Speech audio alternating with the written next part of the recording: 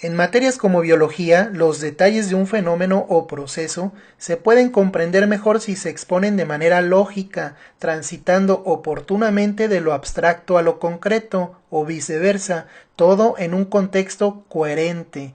Haré un esfuerzo por lograr lo anterior exponiendo de manera básica el proceso de transcripción del ADN y la traducción o síntesis de proteínas. Empecemos a explicar este tema por lo que sabemos. Sabemos que el ADN contiene instrucciones para construir un ser vivo, ¿cierto? Pero, ¿cómo se convierte el ADN en un ser vivo? Los detalles al respecto abruman incluso a los científicos. Sin embargo, el principio fundamental es el siguiente. Un fragmento del ADN se copia o transcribe en una molécula llamada ácido ribonucleico, o ARN para abreviar. Es a partir de esta copia que se sintetizan o producen las proteínas. Las proteínas son como los bloques básicos con los que se construye un ser vivo, como el gato Wally o como tú o como yo. La copia o transcripción del ADN en ARN se realiza en el núcleo celular, en el núcleo con membrana de la célula eucariota y en el núcleo sin membrana de la célula procariota. Pero la traducción o síntesis de proteínas sucede en una estructura celular llamada ribosoma. Aquí apreciamos un par de ribosomas en el citoplasma. Parecido quizá a una bellota, el ribosoma se compone de dos partes, una menor y otra mayor. Aquí hay un montón de ribosomas en la célula procariota. El ADN se aloja en el núcleo y se organiza en cromosomas como el de esta célula eucariota. Por razones que no voy a enumerar aquí, el ADN del núcleo no puede pasar directamente al citoplasma. Pero los fragmentos de ADN transcritos en forma de ARN sí pueden salir del núcleo y llevar la información o mensaje al citoplasma. Está muy claro por qué a este ácido ribonucleico se le llama ARN mensajero o ARN-M. A diferencia del ADN que se compone de dos hebras, el ARN es una molécula de una sola hebra o cadena de nucleótidos. Recordemos que cada nucleótido de ADN está formado por un azúcar desoxirribosa, una base nitrogenada y un grupo fosfato. La desoxirribosa es un azúcar de 5 átomos de carbono. Los estoy señalando con el indicador láser. En química numeramos estos carbonos a partir del que se une a la base nitrogenada. ¿Ves? Tenemos 5. El quinto y tercer carbono son dos extremos importantes. A estos extremos se les llama 5' fosfato y 3' hidroxilo. He aquí el esquema de un nucleótido. Tiene sus extremos 5' fosfato y 3' hidroxilo. En estos extremos se encadenan otros nucleótidos para formar una hebra del ADN.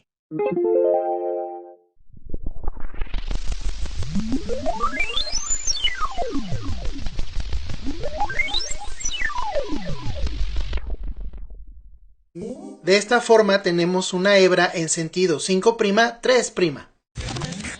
Por su estructura molecular, la otra hebra de ADN forzosamente tendrá un sentido inverso. Las hebras del ADN son antiparalelas.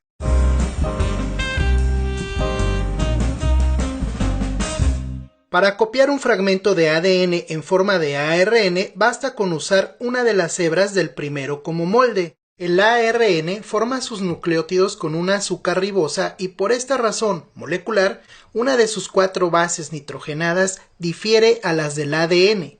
El ARN emplea el uracilo como base nitrogenada en lugar de la timina del ADN, pero ambas bases son, digamos, equivalentes. Además del número de hebras, ahora conoces otras diferencias moleculares entre el ADN y el ARN.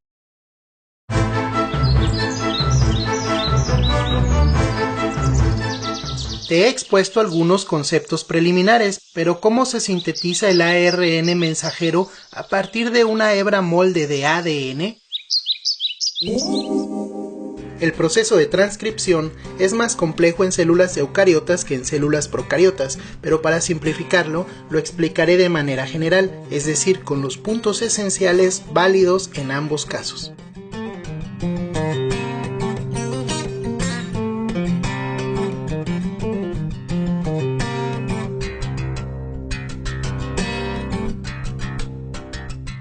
En la transcripción siempre hay una enzima ARN polimerasa que se desplaza en dirección 3'-5' sobre la hebra molde. Espero que ahora tenga más sentido porque primero te expliqué qué diablos será eso de 3'-5'. En su recorrido por la hebra molde, la ARN polimerasa construye la hebra del ARN mensajero. ¿Cómo lo hace? No te preocupes, aquí te lo mostraré.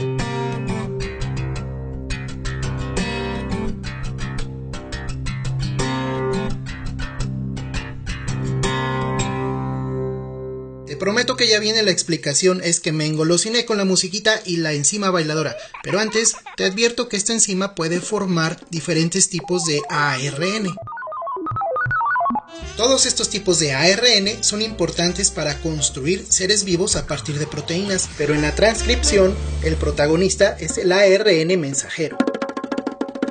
La transcripción o formación de ARN mensajero tiene 3 etapas: iniciación, elongación y terminación. La iniciación consiste en indicar a la ARN polimerasa en qué punto de la secuencia de ADN debe iniciar la transcripción o síntesis de ARN.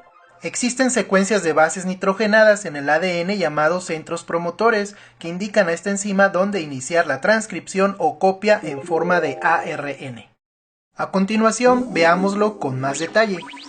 La ARN polimerasa se une a estos centros promotores y forma una burbuja de transcripción, donde, en cooperación con otras enzimas, comienza a desenrollar parcialmente la molécula del ADN. Aquí vemos las hebras desenrolladas en la burbuja de transcripción y he agregado las letras de cada base nitrogenada para representarlas mejor. Recordemos que en el ADN cada una de las bases nitrogenadas de una hebra hace pareja con una base específica de la otra. En el ADN las parejas siempre son adenina y timina, guanina y citosina. Las bases se unen a través de puentes de hidrógeno, pero en la transcripción estos se rompen por la acción enzimática. En la burbuja de transcripción se construye la cadena única de ARN en sentido inverso a la del molde, es decir, en una dirección de 5' a 3', dado que es una especie de negativo de la hebra molde de ADN. En la etapa de iniciación, la ARN polimerasa ensambla los primeros ribonucleótidos o nucleótidos de ARN, porque usa ribosa, recuerden, y estos se encuentran por allí en el núcleo. La enzima selecciona aquellos que correspondan a cada una de las bases nitrogenadas del molde. Antes expliqué que en el ARN el uracilo sustituye a la timina. Esto significa que cuando la ARN polimerasa encuentra una adenina en la hebra molde, coloca un ribonucleótido que tenga uracilo en la hebra de la ARN. Cuando hay suficientes ribonucleótidos y la cadena de ARN no se rompe, la ARN polimerasa se libera del promotor y sucede la elongación. En esta fase, la ARN polimerasa continúa su recorrido por la hebra molde mientras ensambla de igual forma el resto de ribonucleótidos. En la parte posterior de la burbuja de transcripción, la hebra molde de ADN se reúne de nuevo con su compañera original para volver a formar la doble hélice, como si fuera el extremo de un cierre. La transcripción continúa hasta que la ARN polimerasa se topa con una señal de terminación en el ADN, entonces la burbuja de transcripción se desmonta y se liberan la ARN polimerasa y el ARN mensajero recién formado.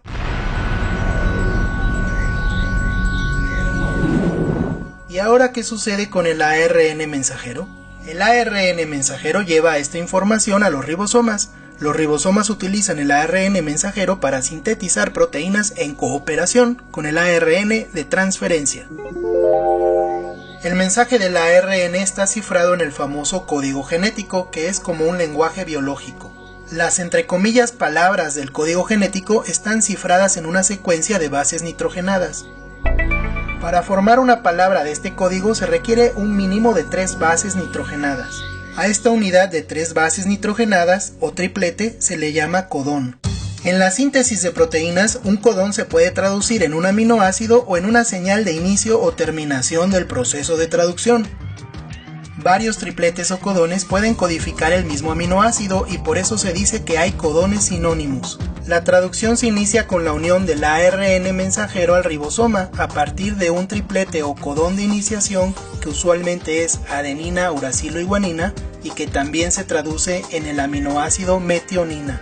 Observa que el ribosoma abarca 2 codones del ARN mensajero que se van a acoplar a 2 ARN de transferencia.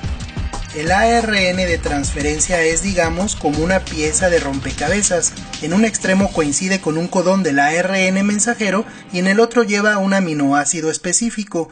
Es así un transporte de aminoácidos.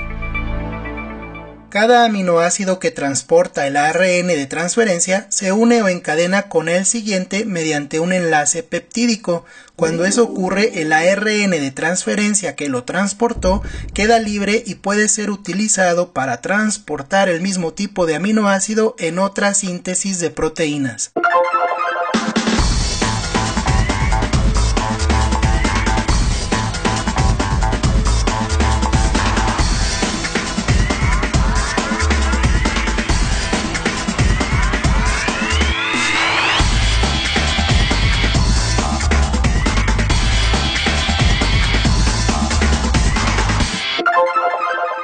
Observamos cómo el proceso continúa y se siguen encadenando o enlazando aminoácidos transportados por el ARN de transferencia.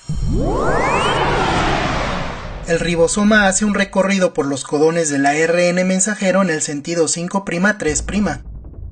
El proceso de traducción termina hasta topar con un codón de finalización al que no le corresponde ningún aminoácido, es decir, no se traduce en ningún aminoácido, solo es una señal de fin.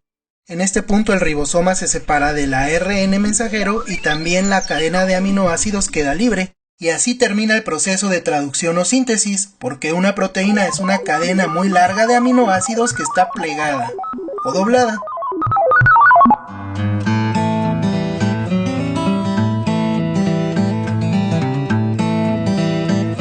Bien, has llegado al final de este video. Si tienes dudas con algo de lo expuesto, puedes regresar al video, repetirlo o pausarlo cuando lo necesites.